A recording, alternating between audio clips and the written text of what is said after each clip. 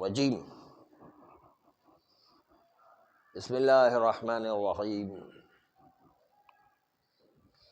وبہ نستعین وہو خیر معین۔ جب کسی کو کسی پر مقدم کیا جاتا ہے تو کوئی نہ کوئی مقدم ہونے کی علت ہونا چاہیے۔ خواہ کسی کو کسی پر مقدم نہیں کیا جا سکتا۔ اگر کسی کو کسی پر بغیر وجہ کے مقدم کریں یہ احمق پنا، بے وقوفی اور بے دینی ہے۔ خواہ کسی کو کسی پر مقدم نہیں کیا جا سکتا۔ ایک آیت اللہ بیٹھا ہوا ہے، اس کے اوپر جو ہے ایک مقدمات کے تعلیم کو مقدم کر دیا، یہ بے وقوفی ہے نہیں؟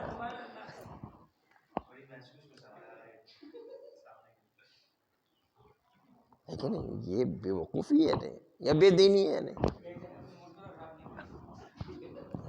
وہ مصداق وہ تو آپ خود ہی متعین فرمائیں گے انشاءاللہ تعالی۔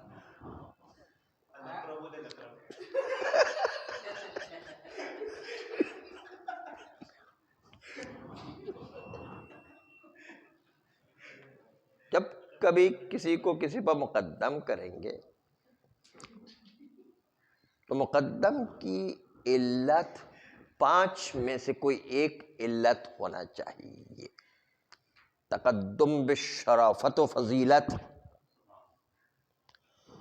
تقدم بالعلیت، تقدم بالتابع،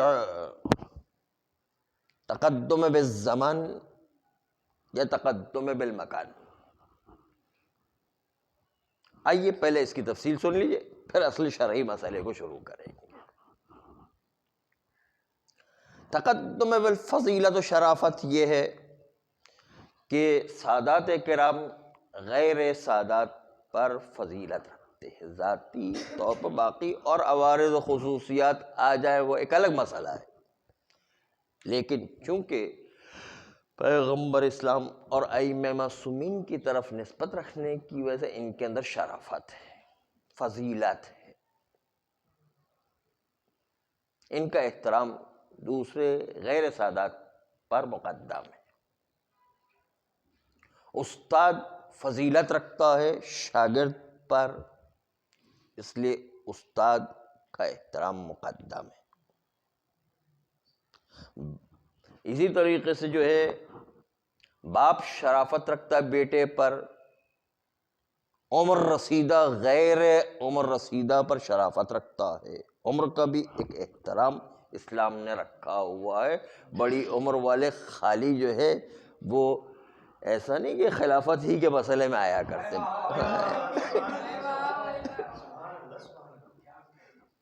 بڑی عمر واقعاً جو ہے اسلام میں احترام کا تقاضا رکھتے ہیں۔ بڑی عمر جو ہے اس کو دیکھ کر جو ہے کہیں وہی خالی نسبتیں نہیں چلتی ہیں، واقعاً اسلام میں بڑی عمر کا بھی ایک احترام ہے۔ اسی طریقے سے شرافت جو ہے والدین کو بچے پر حاصل ہے، باپ کو بیٹے پر فضیلت حاصل ہے، ماں کو بیٹے پر فضیلت حاصل ہے، کیونکہ وہ بہرحال ایک احترام رکھتے ہیں۔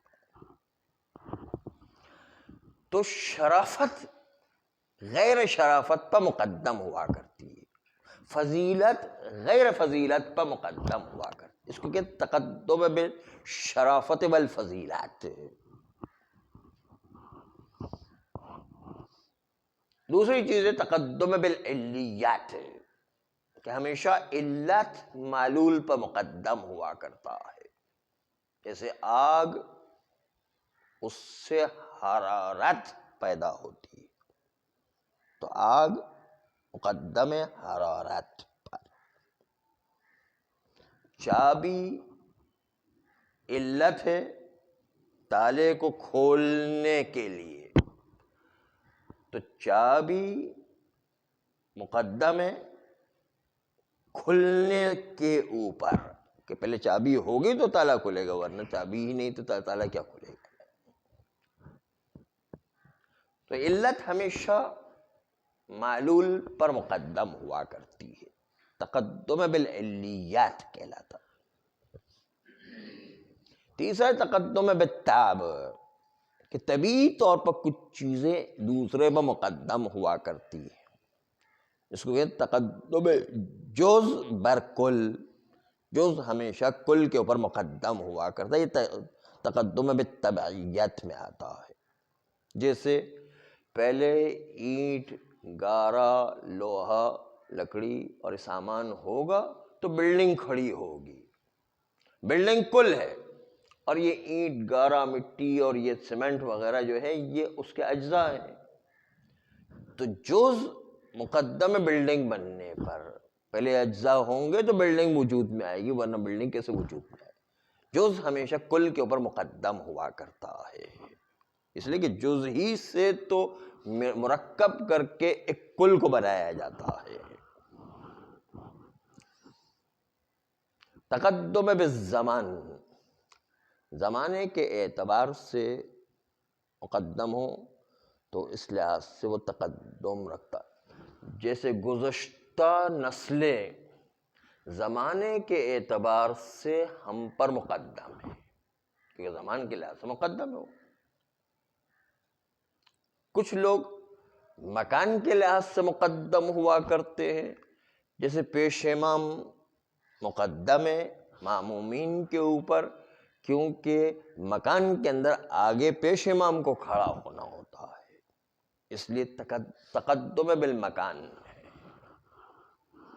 آپ نے یہ 5 چیزیں ابھی عاریتاً سنی، انشاءاللہ 10 چیزیں آ کر بدایت الحکمہ پڑھیں گے تو وہاں پر سنیں گے کہ 10 چیزیں ہیں، ابھی خالی آپ کو ایک مزہ چکھایا کہ کیسا مزہ ہوتا ہے، آپ جو ہے تقدم کا مزہ تو چکھیں کہ کیسا تقدم کا مزہ ہوتا ہے۔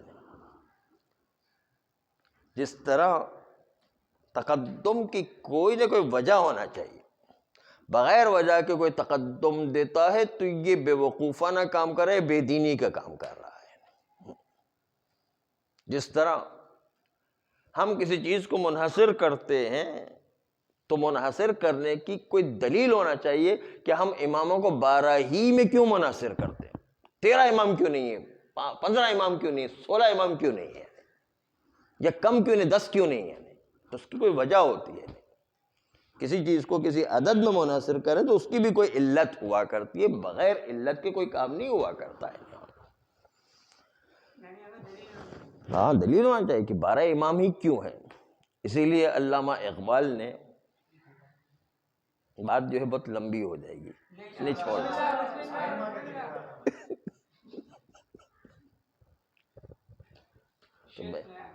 جی شعر نہیں سنا کہ قصہ سنا رہے تھے؟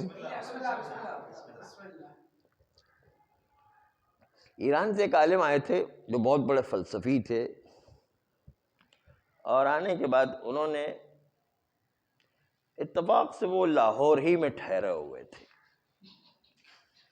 اس زمانے پاکستان ہندوستان جدا بھی نہیں ہوا تھے، پاک و ہند ایک ہی شمار ہوتا تھا۔ تو بڑے بڑے علماء آ کر کے جو ہے وہ ایران سے آئے ہوئے عالم سے ملاقات کر رہے تھے، اور آنے کے بعد ایک مرتبہ علامہ اقبال بھی ان سے ملاقات کے لیے، کیونکہ فلسفے میں علامہ اقبال نے پی ایچ ڈی کیا ہوا تھا جرمن یونیورسٹی سے، اس لیے انہوں نے یہ کہا کہ یہ بھی فلسفے کے ماہر ایران سے آئے ہوئے ہیں، میں جا کر ان سے ملتا ہوں اور اسلامی مذاکرہ کریں گے، پھر دیکھتے ہیں پھر کیا ہوتا ہے۔ نام ابھی ذہن سے اتر گیا، شاید ابھی یاد آ جائے۔ ہائری تھا، لیکن پورا نام ان کا کچھ اور تھا، ہاں ہائری تھے، وہ تھے ہائری۔ چلیں بھی آغا ہائری یاد رکھ لیں، وہ پورا نام ذہن سے اتر گیا، آغا ہائری تھے وہ۔ چنانچہ جو ہے ہائری وہ والے نہیں جو مؤسس حوزہ علم قم والے تھے، وہ والے نہیں، فلسفے کے جو ماہر تھے آغا ہائری وہ آئے۔ تو ایک مرتبہ جو ہے بہت سارے علماء ان سے ملنے ہیں، علامہ اقبال بھی ان سے ملنے، کیونکہ علامہ اقبال فلسفے کے ماہر تھے، پی ایچ ڈی کیا ہوا، تو انہوں نے کہا کہ چلو میں آغا ہائری سے ملتا ہوں، یہ بھی فلسفے کے ماہر ہیں۔ ایک مرتبہ علامہ اقبال نے آ کر کے کہا کہ آپ کے باقی امام تو میری سمجھ میں آ رہے ہیں، لیکن یہ 12ویں امام میری سمجھ میں نہیں آ رہے کہ 12ویں امام کا جو کانسیپٹ آپ شیعوں کے وہاں پر ہے، 12ویں امام کا جو تصور آپ لوگوں کے وہاں پر ہے، وہ میری سمجھ میں نہیں آ رہا ہے۔ تو ایک مرتبہ آیت اللہ حائری نے علامہ اقبال سے کہا کہ آپ 11 اماموں کو مان لیجئے، باقی اماموں کو ماننے کی ضرورت ہی نہیں۔ یعنی اس کا مطلب یہ تھا کہ جس دلیل سے آپ 11 امام کو مان رہے، اسی دلیل سے تو 12 امام ساتھ ہو رہے ہیں۔ یہ فلسفی دلیل تھی ان کی اصل میں، جس دلیل سے آپ 11 امام کو مان رہے، اسی دلیل سے تو 12 امام ثابت ہو رہے ہیں۔ بس اس لیے 11 امام کو مان لیں، اس کا مطلب خود بخود لازم ہے کہ 12 امام کو مانیں گے۔ یہ ایک فلسفیانہ دلیل تھی ان کے اصل میں۔ خیر، تو ہم عرض کر رہے تھے کہ کسی بھی چیز کو کسی عدد میں منحصر کرتے اس کی بھی دلیل ہونا چاہیے، بغیر دلیل کے جو ہے وہ کسی کو منحصر نہیں کیا جا سکتا۔ کسی کو کسی پر مقدم کرتے تو مقدم کی دلیل ہونا چاہیے، بغیر دلیل کے جو ہے کسی کو کسی پر مقدم نہیں کیا جا سکتا۔ آئیے اب اصل شرعی مسئلے پر آتے ہیں۔ ابھی تک تو مقدمہ سازی ہو رہی تھی۔ بات یہ ہے کہ اگر پانی ہمارے پاس ایک چیز کا ہے اور پرابلم 2 ہے، اب کس میں استعمال کریں گے؟ کس پرابلم کو حل کریں گے؟ پانی جو ہے وضو و غسل والا پانی۔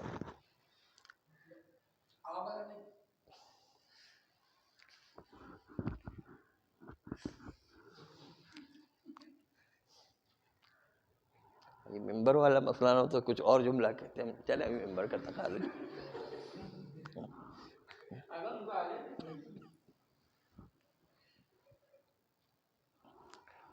پانی ایک ہے اور پرابلم 2 ہے۔ ایک طرف سے وضو غسل کرنا ہے تو دوسری سے بدن اور لباس بھی نجس ہے، بدن اور لباس میں استعمال کرے یا وضو غسل میں استعمال کرے اس پانی کو۔ ایک پانی ہے جس کو دونوں میں سے کسی ایک کے اندر استعمال کرنا ہے ہی نہیں۔ ایک کے اندر استعمال کریں گے دوسرے لے ختم ہو جائے گا، دوسرے کے اندر استعمال کریں تو پہلے کے اندر ختم ہو جائے گا۔ اس لیے کہ ایک پانی ہے، پرابلم 2 ہے۔ غمگین نہیں، مسئلہ سیکھنے والا مسئلہ ہے۔ تو اب جو ہے ہمیں کیا کرنا ہے، کس چیز کو اپنائیں گے؟ آیا کپڑے اور بدن کو پاک کرنا مقدم ہے؟ یہ تقدم کی بحث اسی سے آئی ہے۔ مقدم کیا ہے اس میں؟ کپڑے اور بدن کو پاک کریں یہ مقدم ہے، یا وضو غسل کو مقدم کریں یہ مقدم ہے؟ کیا چیز مقدم ہے؟ تقدم کی علت ہونا چاہیے۔ آئیے تقدم کی علت کے لیے ایک اور مثال پہلے پیش کرتے، پھر ہم اپنی مثال پر آئیں گے۔ غور کیجئے گا، اور وہ غور یہ کرنا ہے کہ مسجد اگر نجس ہو جائے تو اس کو واجب فوری ہے کہ پاک کیا جائے۔ پاک کرنا واجب فوری ہے۔ اور دوسری طرف سے مسجد میں ہمیں نماز بھی پڑھنا ہے، یہ بھی واجب ہے، نماز پڑھنا بھی واجب ہے۔ 2 واجب جمع ہو گئے، ایک نماز پڑھنا واجب ہے، دوسرا مسجد کو پاک کرنا واجب ہے۔ جی 2 چیزیں واجب ہو گئی۔ اب جو 2 چیزیں واجب ہو گئی ہیں تو اس میں سے کس کو کس پر مقدم کریں گے؟ نماز پاک کرنے سے بھی مقدم ہے، اس لیے کہ نماز کی اہمیت پاک کرنے کی اہمیت سے زیادہ ہے۔ دوسری طرف سے پاک کرنے کی اہمیت وجوب نماز سے زیادہ ہے۔ اب دونوں جو ہے اپنی جگہ پر ایک ذریعے سے اہمیت زیادہ رکھتے ہیں۔ اس وقت ہم پاک کرنے کو نماز پڑھنے پر مقدم قرار دیں گے وہ ساتھ وقت میں۔ کیوں؟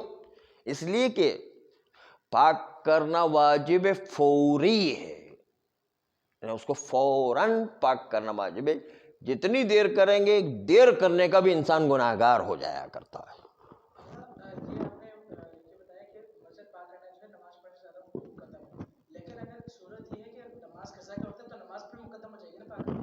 اسی لیے تو ہم نے دونوں طرف بتایا نا آپ کو، دونوں طرف اسی لیے بتایا ایک طرف سے نماز پڑھنا زیادہ مقدم ہے تو دوسری طرف سے پاک کرنا زیادہ مقدم ہے. دونوں کا بھی اسی لحاظ سے بتا رہے ہیں. تقدم دونوں میں الگ الگ طریقے سے ہے.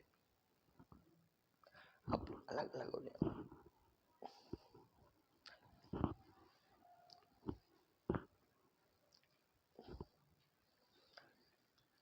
اصل میں ڈسٹرب ہوتا اس سے، اس لیے عرض کر رہا تھا.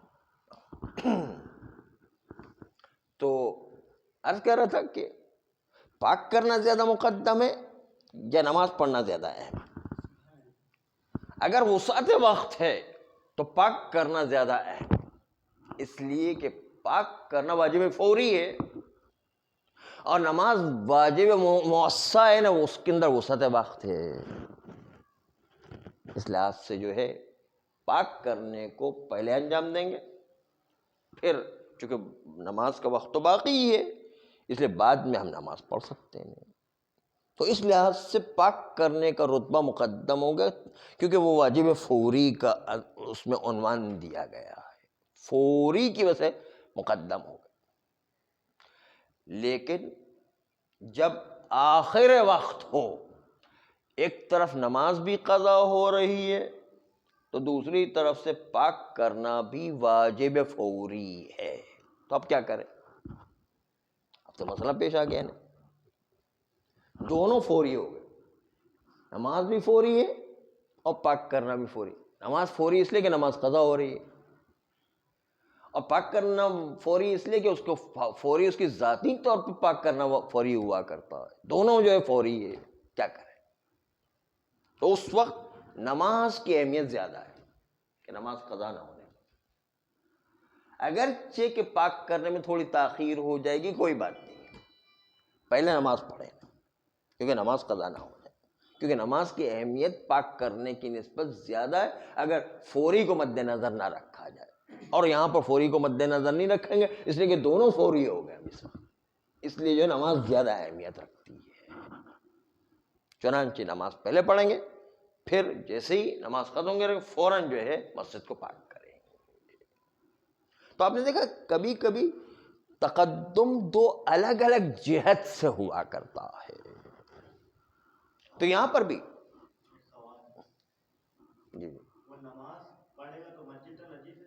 جی جی نصیحت ایک کونے میں بچے نے پیشاب کیا، ہم یہاں پر جو کھڑے ہو کے پڑھیں گے، کیا رہ جائے. دوسری جانب تو بہت مسجد تو بہت بڑی ہوتی نا، بچے نے ایک جگہ پیشاب کر دیا مثلا تو کون جہاں پر تھوڑی دیر پڑا رہے تو ہم نماز پڑھ کے فارغ ہو گئے اس کو پاک کر دیں گے. تو کبھی کبھی دو چیزیں الگ الگ جہت سے اہمیت رکھا کرتی ہیں. یہاں پر بھی ایسے ہی مسئلہ ہمارا پیش آیا کہ ویسے کپڑا اور لباس کو پاک کرنا، بدن کو پاک کرنا اس کی نسبت سے وضو و غسل زیادہ اہمیت رکھتا تھا. لیکن ابھی مسئلہ ایسا پیش آ گیا عارضی طور پر کہ جس کی وجہ سے غسل اور وضو کو چھوڑ کر ہم کپڑے اور بدن کو پہلے پاک کریں گے. کیوں؟ اس لیے کہ ایک پانی ہے اور پرابلم دو ہے، وضو غسل کریں یا کپڑے کو پاک کریں اور بدن کو پاک کریں. یہاں پر ایک مسئلہ ہے کہ ایک بندہ جو ہے نماز پڑھ رہا ہے، نماز کے دوران وہ تقریباً 2 رکعتیں اس نے پڑھ لی ہے، تیسری رکعت نماز مغرب میں تیسری رکعت میں اس کو الٹی آ جاتی ہے اور وہ الٹی جو ہے وہ خون کی ہے، یعنی مسجد بھی نجس ہو جاتی ہے. تو اس میں یہ ہے کہ وہ نماز جو ٹائم پر ہی پڑھ رہا ہے، مثلاً مغرب کا ٹائم ہے، ابھی بہت ٹائم پڑا ہوا ہے، رکھا ہوا ہے، لیکن یہ ہے کہ نماز کو توڑے یا پھر نماز کو پورا کرے. اور الٹی بھی جو ہے شدید آ رہی ہے، یعنی اس کو ایک دفعہ الٹی آ گئی یعنی خون سے جو ہے مسجد نجس ہو جاتی ہے، مثلا ٹی بی وغیرہ ہے یا کوئی اور مسئلہ ہے اس کو. اگر وہ الٹی میں خون اس کے منہ پر لگ جاتا ہے تو خون جو ہے اس کو کھڑے کھڑے پاک کر سکتا ہے. مثلا قریبی پانی پڑا ہو اسے پاک کر سکتا ہے، نماز کو توڑے بغیر تو پاک کر کے نماز کو مکمل کرے اور پھر جو ہے پاک کر لے بس. اور اگر نہیں کر سکتا ہے تو نماز توڑنا پڑے گی کیونکہ نجس بدن یا لباس کے ساتھ نماز نہیں ہوا کرتی ہے۔ ہاں آگے پیچھے جا سکتا ہے پاک کرنے کے لیے، کہیں برابر میں نل لگا ہوا، اس طرف نل لگا ہوا، آگے نل لگا ہوا، پیچھے نل لگا ہوا، تو آگے پیچھے جا سکتا ہے نماز کے اندر ہی، یعنی ہاں جی قبلہ رخ سے نہیں منحرف، قبلہ رخ رہے گا یوں کر کے جائے گا، قبلہ رخ رہے گا یوں کر کے جائے گا، قبلہ رخ رہے گا یوں کر کے جائے گا، قبلہ رخ رہے گا یوں ہی، قبلے سے منحرف نہیں ہوگا بس۔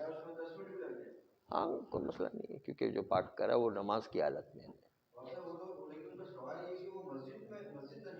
ہاں تو کوئی بات نہیں، ہو جانے جب کیا کریں گے، نہیں پہلے جو ہے نماز مکمل کرے گا، اگر پاک کر سکتا ہے تو پاک کرے اور جلدی نماز مکمل کرے، نماز مکمل کر کے پھر فوراً جو ہے مسجد کو پاک کرے گا۔ اچھا آقا یہ یعنی بیماری کا مسئلہ ہوگا، لیکن اگر ایک کیونکہ نماز واجب کو توڑنا حرام ہوا کرتا ہے، اس لیے جو توڑے گا نہیں بلکہ اسی کو برقرار رکھے گا۔ اور آقا مثلاً اس کو بیماری نہیں ہے لیکن اچانک سے ایسے یعنی کیفیت ایسی بن گئی ہے کہ بندہ الٹی کرتا ہے اور وہ خون نکل آتا ہے منہ سے، تو اس میں کیا ہے؟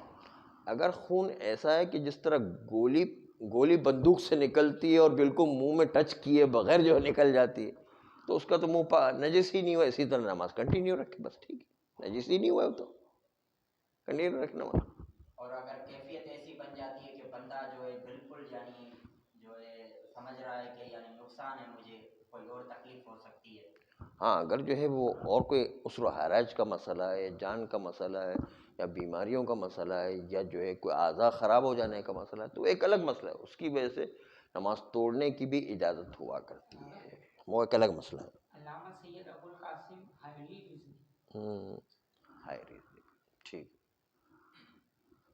اگر انہیں کے سوال کے اگر ہم یہ کریں کہ اگر جو الٹی ہوئی اس کی وجہ سے مسجد اگر نجس ہو جائے تو آیا نماز کے بعد ہی اوبیسلی اس کو پاک کریں گے، لیکن وہ پھر نجس کرنے گناہ میں شمار نہیں ہوگا کیونکہ اس کے اندر آیا نا یہ گناہ اس وقت شمار ہوتا ہے جب جان بوجھ کے کوئی مسجد کو نجس کرے، اس لیے جان بوجھ کے نہیں کہ اتفاق سے بیماری کسی الٹی تو کسی کو بھی ہو سکتی، کسی کا پیشاب بھی خطا ہو سکتا ہے مسجد میں، کسی کا جو ہے ٹوائلٹ بھی خطا ہو سکتا ہے، کچھ بھی ہو سکتا ہے۔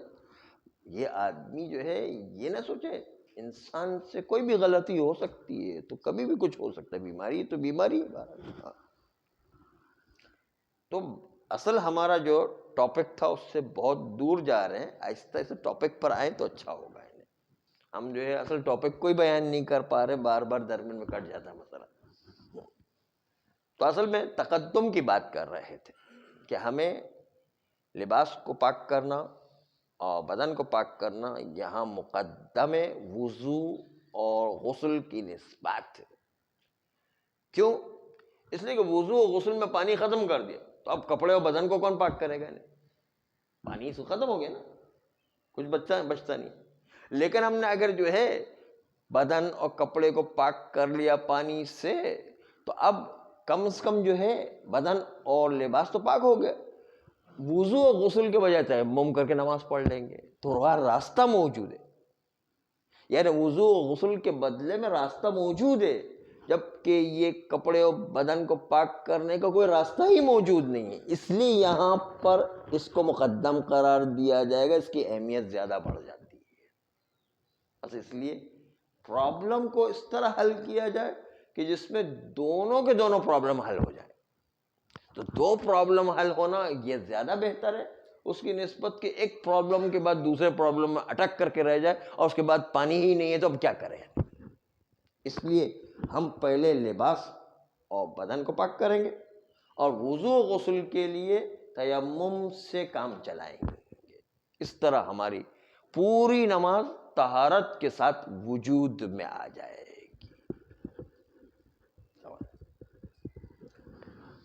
آئیے دوسرے مسئلے کی طرف چلتے۔ دوسرا مسئلہ یہ ہے کہ اگر کسی کے پاس پانی اور برتن پانی کا موجود ہے اور اس کے پاس یہ جو پانی یا برتن پانی کا موجود ہے وہ غصبی ہے، کسی وجہ سے شرعی طور پر استعمال کرنے کی اجازت نہیں ہے وضو میں اس کو، دوسری طرف سے تیمم کرنے کا راستہ کھلا ہوا ہے،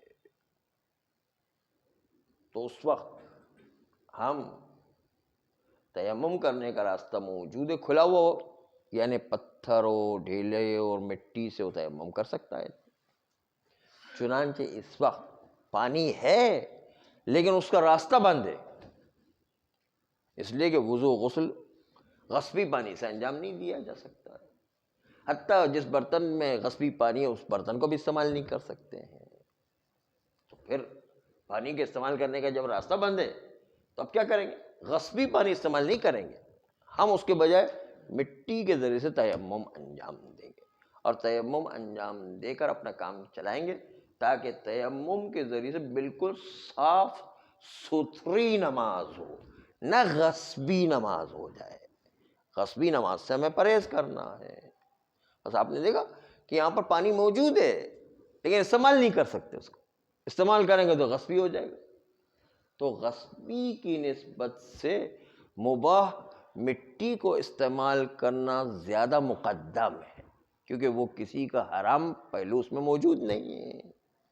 مٹی کو استعمال کر کے ہم وضو و غسل کے بدلے میں تیمم کریں گے، اور تیمم کر کے نماز پڑھی جائے گی، وہاں پر پانی کو استعمال نہیں کیا جائے گا۔